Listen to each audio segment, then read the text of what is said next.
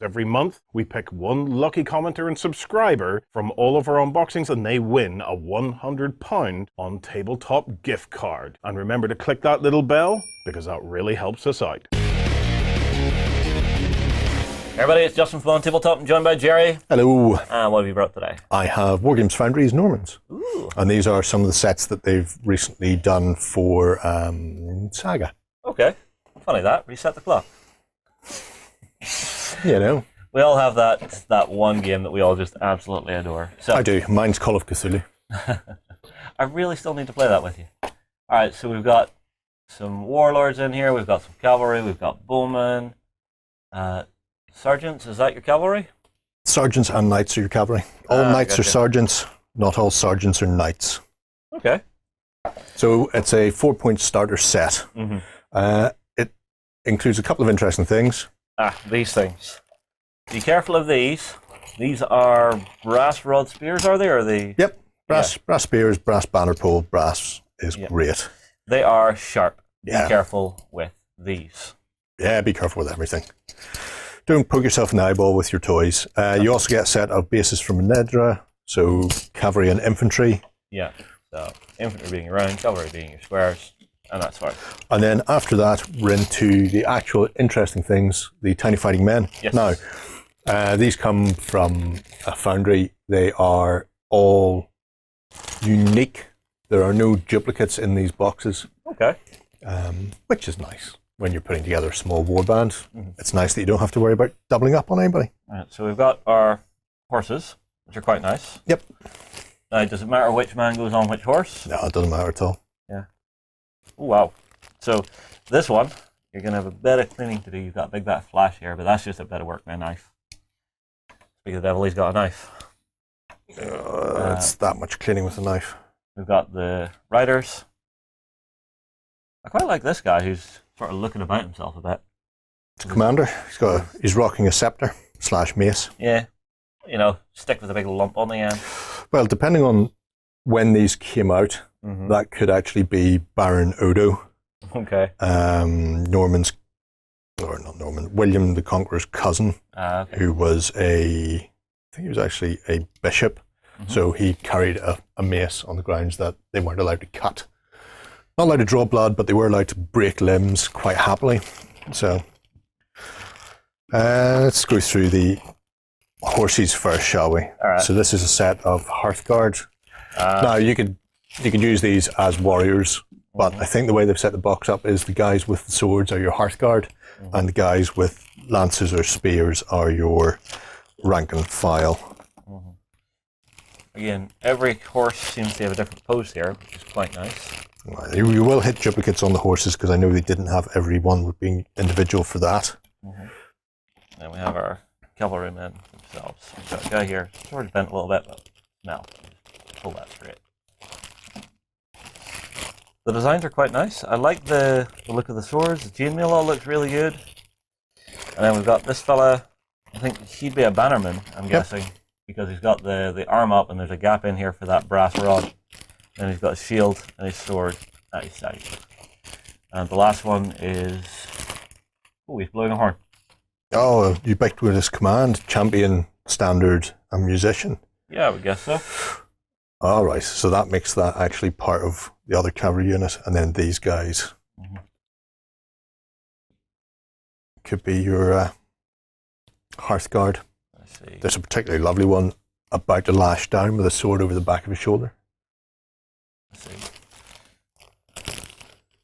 Oh, they're very nice. I mean, like, would you just use these for Normans, or are there any other battle boards you could run them with? There's a couple. You could run them, depending on how you paint them, you could run them as Normans or Bretons. Well, technically the same battle board, but different equipment and different layout. You could run them as early Crusaders if you play Age of Crusade rather than Age of Vikings. You can get a fair bit of use out of these. Yeah, and even if you want to push it, you could go for something like El Cid, so run them Spanish. All right.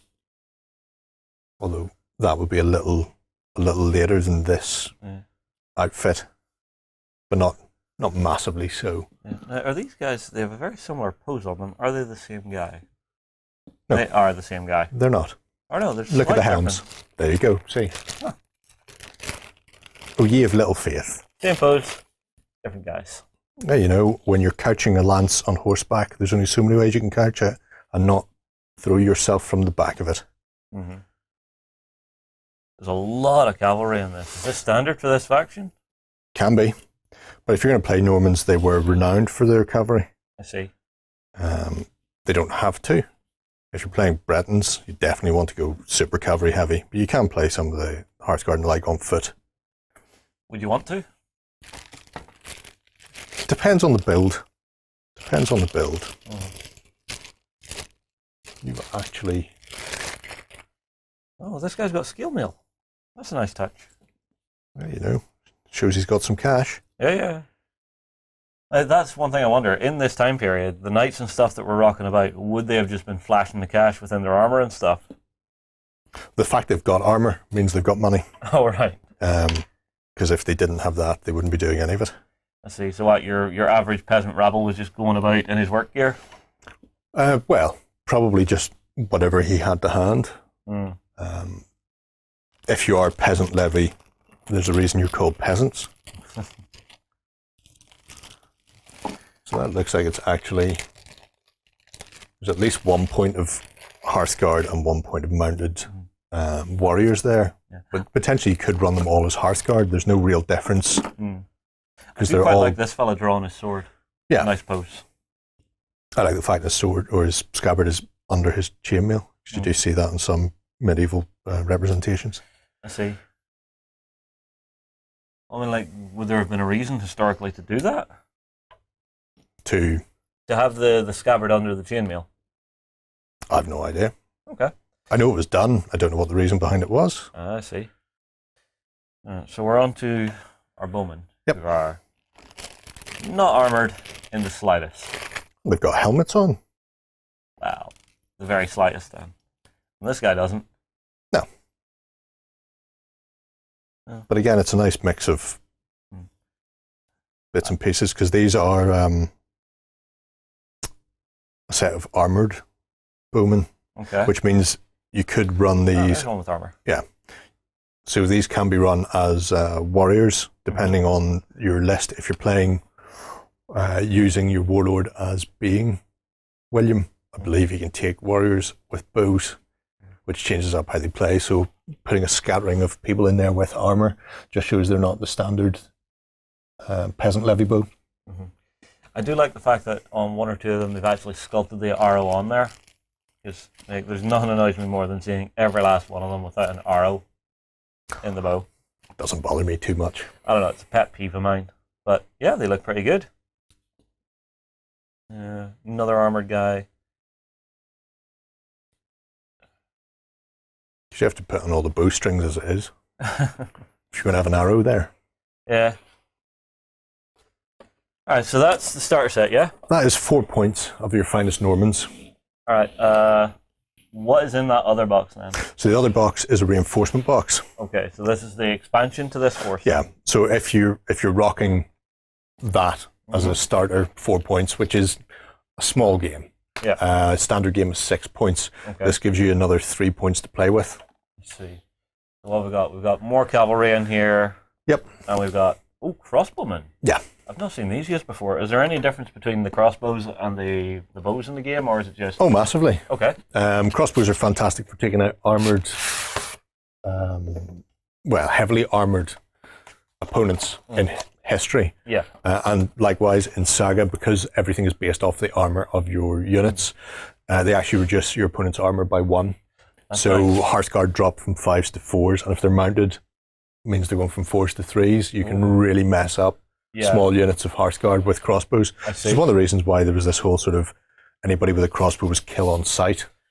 Well, it was one of those things. Although I think that's a fallacy. Killing tool, where you didn't need quite as much skill as a bowman.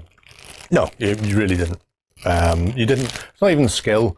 It's more the training, because to train to use a bow, you have to do it on a regular basis. Yeah, it's far more reliant on your physical strength and physical condition. And there's the crossbowmen there. Have a look at these.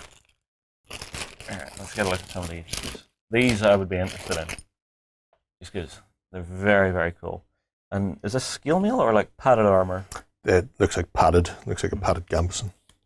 Gameson. Gambeson? Depends on who you talk to. Yeah. Very nice. And I like that they've sculpted in things like little tiny daggers and things onto them. Is very nice. Oh yeah. Once you've put somebody down or killed their horse, it's always good to be able to cut their throat and then steal their shoes. Yeah. Wait, steal their shoes? Yeah. If you're a peasant and you've got a bow, there's nothing worse than somebody going past with a pair of leather boots on while you're sinking in the mud. Shoot them off their horse and steal their shoes. Now, I have to wonder how much of the looting actually took place during these battles. Oh, huge amounts. Really? Yeah. Why would you not? That's valuable stuff. If a knight roughly, to give you a very rough idea, a knight's armor and horse cost about the equivalent of an estate's income for an entire year. Oh, right. Wow. So I like this guy who's actually drawing the crossbow. Yeah. It's a very nice touch. He'll break the arms if he does that. Yeah. Although the way they've done his face, he is grunting like crazy, going. There is a lot of character in the Perry stuff. Not sure if these are all Perrys actually. More cavalry then? More cav. So there may be repeats in here, or there might not be. I'm not entirely certain. But the way you can just paint tiny little bits differently, even if you paint the color of the horse differently, all of a sudden that's a very different character. Just seeing if they've done it. They've done it on one guy. Another standard bearer. Yeah, this is the same guy from that first set. So, for example, if you look at the helmet on him. So on who? The crossbowman there. This guy? Yeah. You'll see it's got like a brown colour on it. The Normans did that a lot. They don't show it so much on the knights on this. But you wouldn't see all of them as being bare metal. They would paint lots of them and paint patterns on them. All right. So you could really go to town with painting on them, even though they are mostly just, bare metal. Yeah, yeah. And there's more in there? Well, there's another 12 horsemen of various ilks. Yeah. So basically this is really just giving you everything you need to expand that force up to the full size. Well, it gives you to expand up to your basic game. So your standard 6 point, let's say, because you can go bigger, you can go up to 10 points. And it gives you a bit of variation, because if you're going to be playing 6 points, you might decide that you're going to take the crossbows, or you might decide that maybe your opponent's playing something like Irish and doesn't have huge armor. The crossbows are going to be wasted because you're going to take fatigue off using them anyway. So you just stick with standard bow, or maybe throw in more cavalry to counter. So it's one of those. Yeah. So let's say I was starting this. Would it be worthwhile picking up maybe 2 of that 4-point starter set to give you 8 points of stuff? You can reutilize a lot of this stuff. A horseman's a horseman, a bowman's a bowman. Yeah, there's no reason why you can't. I don't know if I would. It's 2 sets of bowmen. It depends on the list you're playing. If I'm not playing somebody that's rocking warriors as bows, if I'm going to go cavalry heavy, I wouldn't want all the additional bows. Fair enough. In which case, the 3-point additional force is probably good enough. And there are some bonus miniatures in both sets. So you could probably make up another Hearth Guard unit with the bonus miniatures. Ah, I see. All right, well, everybody, tell you what, get your comments in below. Would you run the Normans for Saga? We'll move on. See you again soon. Go ahead and check out our other content on screen now. And while you're at it, why not hit subscribe and remember to ding our dong. Go on, you know you want to click it. Go on.